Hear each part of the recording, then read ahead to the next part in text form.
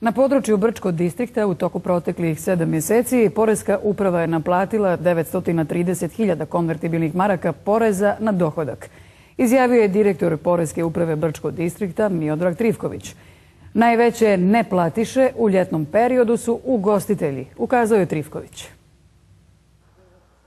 Trivković kaže da je nedovoljan priliv sredstava po osnovu poreza na dohodak. Zabilježen je pad od 15%. Mi u Poreskoj upravi na bazi eksternih kontrola koje se obavljaju svakog mjeseca imamo podatke da najveću evaziju ili izbjegavanje plaćanja poreske obaveze čine ugostitelji.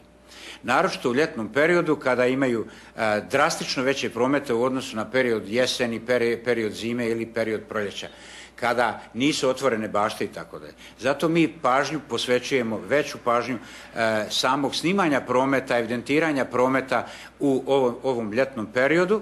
Kazne su prilično male, ne mislim da su stimulativne, ali mislim da baš ne djeluju onoliko preventivno koliko bi mogle. Obzirom da je kazna za preduzetnika za takvu vrstu prekršaja svega 200 konvertibilnih maraka.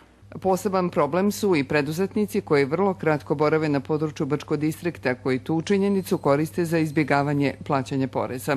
Riječ je uglavnom o trgovcima koji dođu, prijave djelatnost, naprave neki promet i onda se udalje, odu sa ovih prostora, pa smo onda prinuđeni da u saradnji sa Kancelarijom za strance provodimo određene mjere, kao što su mjere oduzimanja putne isprave, zadržavanje tih lica. Od ukupno 1800 registrovanih samostalnih preduzetnika u Brčkom, oko 30% su zanatlije, većinom građevinske struke, dok je i ovdje trend odumiranja starih zanata.